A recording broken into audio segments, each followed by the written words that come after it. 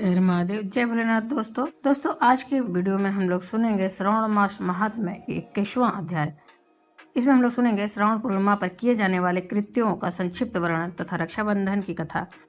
सनत कुमार बोले, हे दयानिधे, कृपया करके अब आप पूर्णमासी व्रत की विधि कहिए, क्योंकि हे स्वामी, इसका महात्म्य सुनने वाले की स्वर्ण इच्छा बढ़ती है। ईश्वर बोले, हे सनत कुमार, इस श्रावण मास में पूर्णिमा तिथि को उत्सर्जन तथा उपाकर्म संपन्न होते हैं।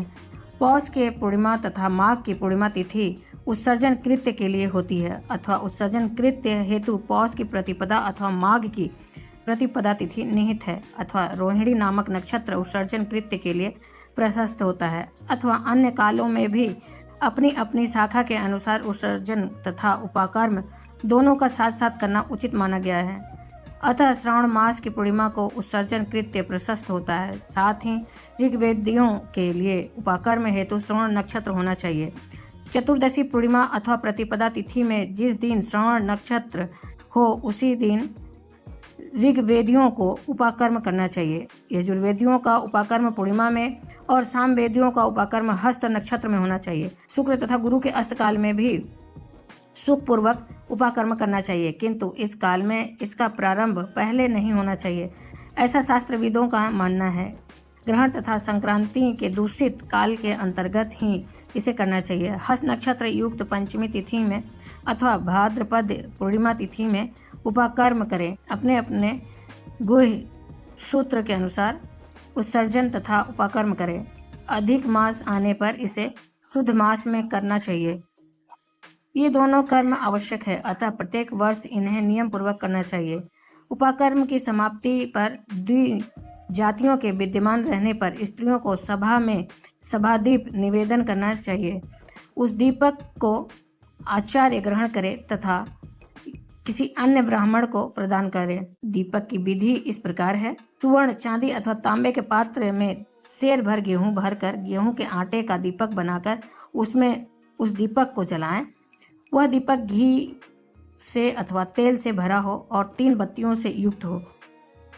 दक्षिणा तथा तांबूल सहित उस दीपक को ब्राह्मण को अर्पण कर दें। दीपक की तथा विप्र की विधिवत पूजा करके निम्न मंत्र बोले। स दक्षिण स तांबूल सभादीपोय मुक्तमम अर्पितो देवदेवस्य मम संतु मनोरथ। दक्षिणा तथा तांबूल से युक्त यह उत्तम सभादीप मैंने देव को निवेदित किया है। मेरे मनोरथ अपूर्ण हो। सभादीप प्रदान करने से पुत्र पौत्र आदि से युक्त कुल उज्ज्वलता को प्राप्त होता है और यश के साथ निरंतर बढ़ता है। इसे करने वाली स्त्री दूसरे जन्म में देवांगनाओं के समान रूप प्राप्त करती है। वह स्त्री सौभाग्यवती हो जाती है और अपने पति की अत्यधिक प्रिय पात्र होती है। इस प्रकार 5 वर्ष तक इसे करने के पश्चात उद्यापन करना चाहिए और अपने सामर्थ्य के अनुसार भक्तिपूर्वक दक्षिणा देनी चाहिए। हे सनत कुमार, यह मैंने आपसे सभादीप का शुभ महात्म कह दिया। उसी रात्रि में श्रवणाकर्म का करना बताया गया है। उसके बाद वहीं पर सर्व बलि की जाती है। अपना अपना गृह सूत्र देखकर ये दोनों ही कृत्य करने चाहिए। हैग्रीव का अवतार उसी तिथि में कहा गया है, अतः इस तिथि पर हैग्रीव जयंती का महोत्सव मनाना चाहिए। उनकी उपासना करने वालों के लिए यह उत्सव नित्य करना बताया गया है।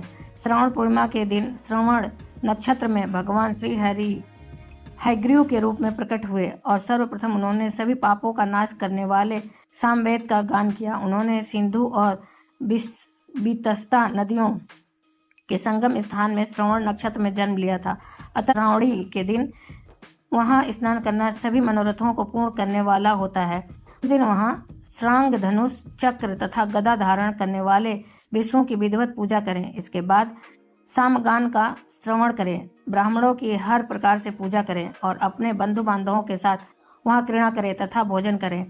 स्त्रियों को चाहिए कि उत्तम पति प्राप्त करने के उद्देश्य से जल क्रीड़ा करें। उस दिन अपने अपने देश में तथा घर में इस महोत्सव को मनाना चाहिए तथा हैग्रीव की पूजा करनी चाहिए और उनके मंत्र का जप करना चाहिए। यह मंत्र इस प्रकार है।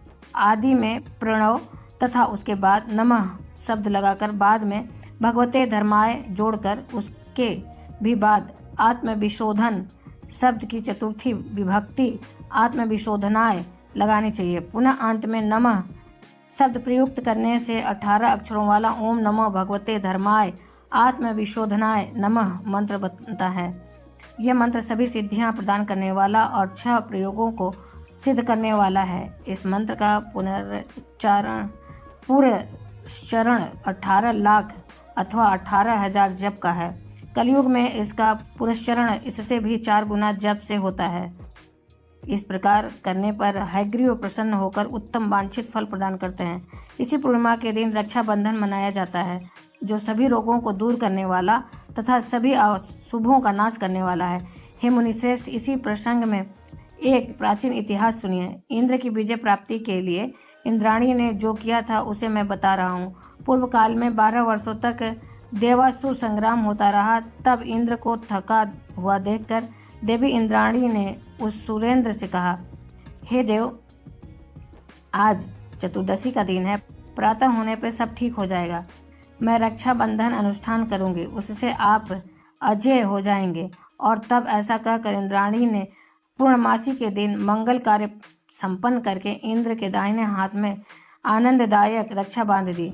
उसके बाद ब्राह्मणों के द्वारा स्वसत्ययन किए गए तथा रक्षाबंधन से युक्त इंद्र ने दानव सेना पर आक्रमण किया और क्षण भर में उसे जीत लिया। इस प्रकार विजयी होकर इंद्र तीनों लोकों में पुनः प्रतापवान हो गए। हे मुनीश्वर, मैंने आपसे रक्षाबंधन के इस प्रभाव का वर्णन किया दिया, जो कि विजय प्रदान करने वाला, सुख देने वाला और पुत्र, आरोग्य तथा धन प्रदान करने वाला है। सनत कुमार बोले, हे देवश्रेष्ठ, यह रक्षाबंधन किस विधि से, किस तिथि में तथा कब किया जाता है? हे देव, कृपया करके इसे बताएं। हे भगवान, जैसे जैसे आप अद्भुत बातें बताते जा रहे हैं, वैसे वैसे अनेक अर्थों से युक्त कथाओं को सुनते हुए मेरी तृप्ति नहीं हो रही है। ईश्वर बोले, बुद्धिमान मनुष्य को चाहिए कि श्रावण का महीना आने पर पूर्णिमा तिथि को सूर्योदय के समय श्रुति स्मृति के विधान से स्नान करे। इसके बाद संध्या जप आदि करके देवताओं, ऋषियों तथा पितरों का तर्पण करने के बाद स्वर्णमय पात्र में बनाई गई स्वर्ण सूत्रों से बधी हुई मुक्ता आदि से विभूषित विचित्र तथा स्वच्छ रेशमी तंतुओं से निर्मित विचित्र ग्रंथियों से सुशोभित पदगुच्छों से अलंकृत और ससर्प तथा अक्षतों से गर्भित एक अत्यंत मनोहर रक्षा अथवा राखी बनाएं। इसके बाद कलश से स्थापन करके उसके ऊपर पूर्ण पात्र रखें और पुनः उस पर रक्षा को स्थापित कर दें। उसके बाद रम्य आसन पर बैठकर कुटुंबों के साथ वरांगनाओं के नृत्य गान आदि तथा क्रीड़ा मंगल कृत्य में संलग्न रहें।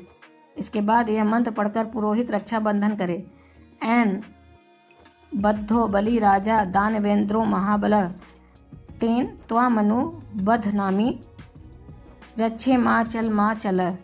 जिस बंधन से महान बल से संपन्न दानवों के पति राजा बलि बांधे गए थे, उसी से मैं आपको बांधता हूँ। हे रक्षे, चलायमान मत हो। ब्राह्मणों, क्षत्रियों, वैश्यों, शूद्रों तथा अन्य मनुष्यों को चाहिए कि यत्नपूर्वक ब्राह्मणों की पूजा करके रक्षाबंधन करे।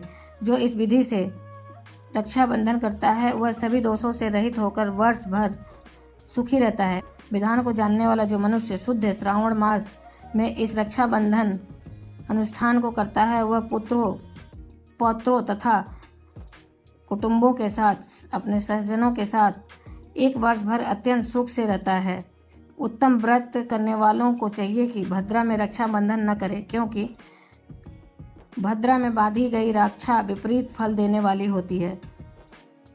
इस प्रकार श्री स्कंद पुराण के अंतर्गत ईश्वर सनत कुमार संवाद में श्रावण मास महात्म्य में उपाकर्मोत्सर्जन, श्रवणाकर्म, सर्प बलि, सभादीप, हयग्रीव जयंती, रक्षाबंधन विधि कथन नामक 21वां अध्याय पूर्ण हुआ। दोस्तों, उम्मीद करते हैं ये वीडियो आपके लिए उपयोगी होगा। आप प्रतिदिन की कथा सुनकर पुण्य के भागीदार हो रहे होंगे।